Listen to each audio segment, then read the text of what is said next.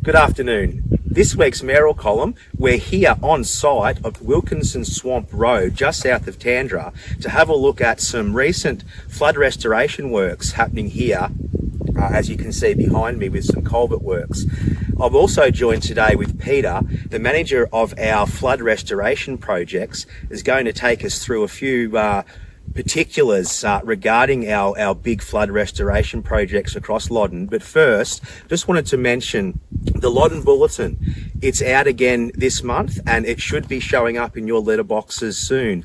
So please look out for that and have a good read. But Peter, thanks for being with us today. Thanks, Dan. As I said, we're here on site at Wilkinson Swamp Road. This area was very badly affected by the recent floods of 2022 and then again in early 24. There's been a lot of projects going across the Shire, but this one in particular we were going to talk about today. But firstly, the success of the flood recovery program across Loddon, how's that been and what is that looking like to date? Look, it's looking very good actually. We're very happy with how things have run. So it's been running now for about 18 months is when it sort of kicked off, when the first team got put together. So it was a slow start, and that wasn't particularly council's fault. It was just, it's a very bureaucratic system. A number of agencies involved in it, alongside council, and the DTP, Department of Transport and Planning, had some issues just recruiting a number of assessors across the state, because we weren't the only ones that were affected by the floods. It was pretty much statewide. So they had issues with that. So that caused some delays in the startup of it. So we got off to a bit of a slow start, but we've progressed really well now and moving forward with it.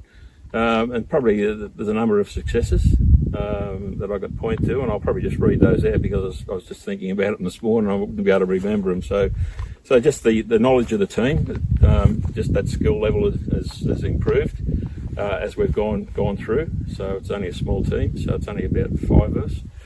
The weather's been good, and it hasn't been great up until the last few weeks. It was very dry, but that's helped us in some ways, and we've been able to get into the some of the areas that would traditionally be holding water still. So like this area beside us or behind us here, the culverts that just held water, so we were able to get in and do that work and move on to other stuff.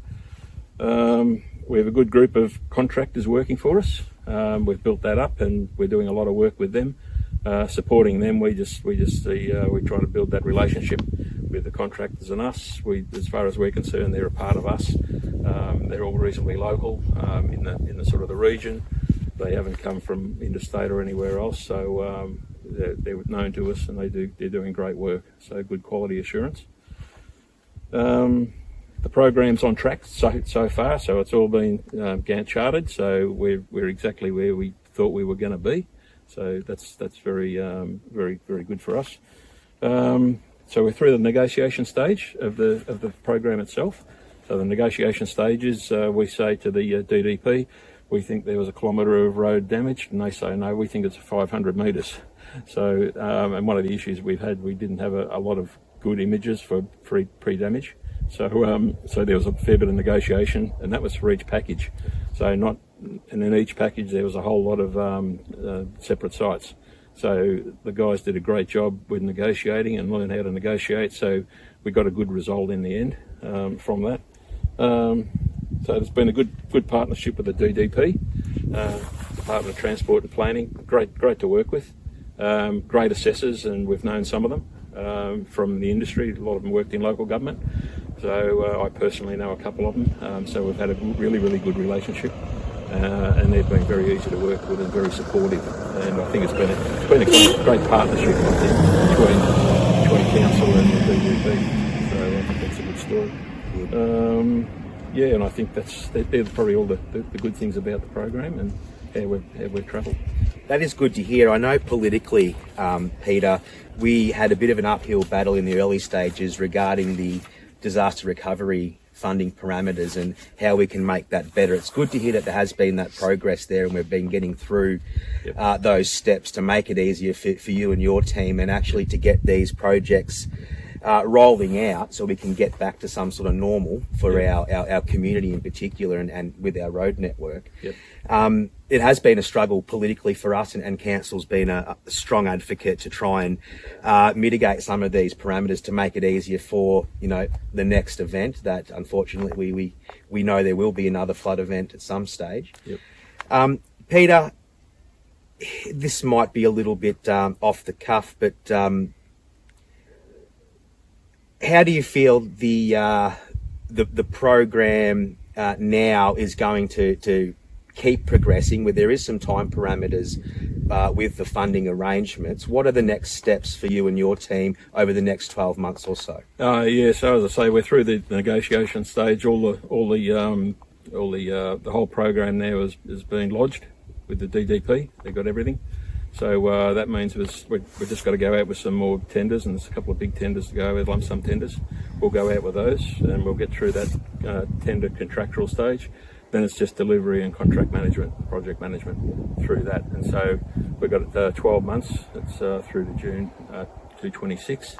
If we're sort of getting anywhere near that, and we've still got something not finished, not likely to be finished, it's likely to be very smaller jobs, the least sort of ones that small amount of money, and we can ask for extensions. But I'm very, very confident that we're going to get through the next 12 months and deliver what's there on the board. Yeah, that's great to hear. Yeah.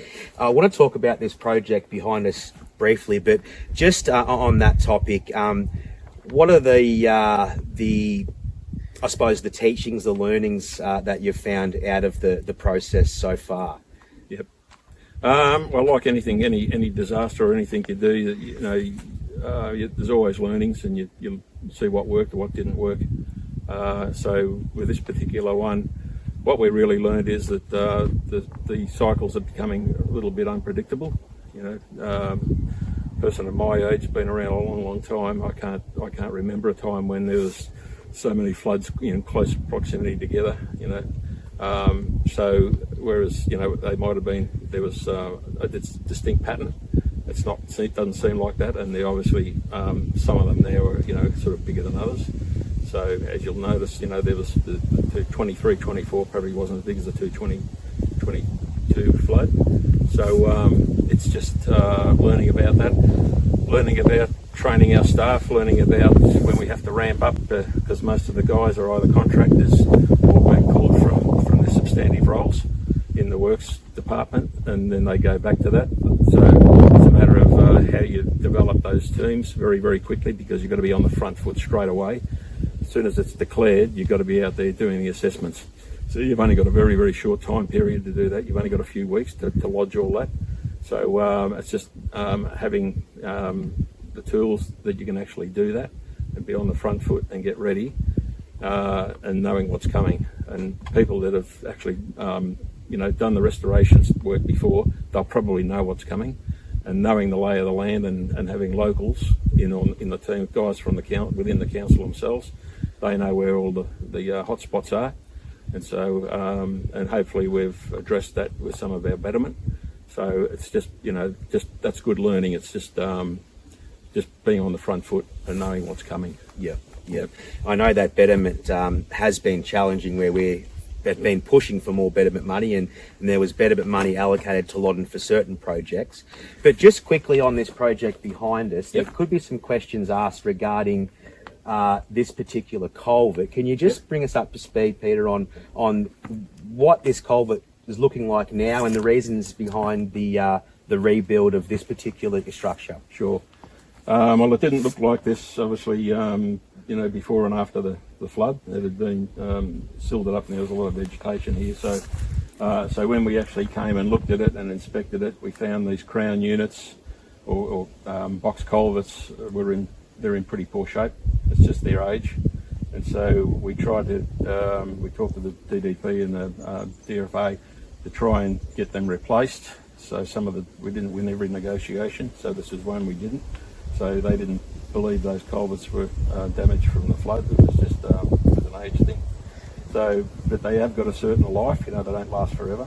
So what we've chosen to do is put concrete cement sandbags in there as head walls, only because this area there's not a high velocity of water coming through, rushing through.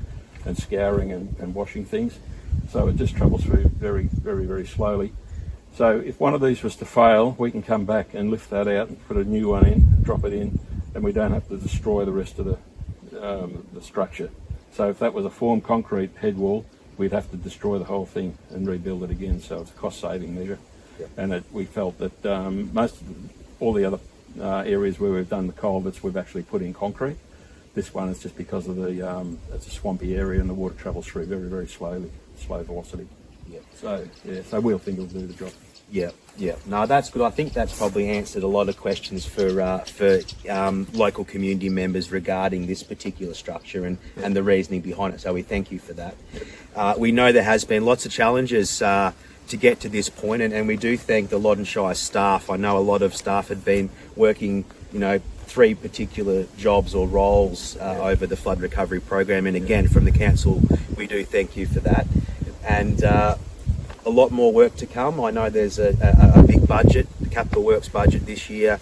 There's a big flood recovery budget to roll out, and we thank you for your time today and enlightening us on where we're at the moment, and a little bit of information on some of the projects along our road networks within Loddon Shire. So thanks a lot. Good on you. Thanks, Dan. Excellent. All right. Thank you.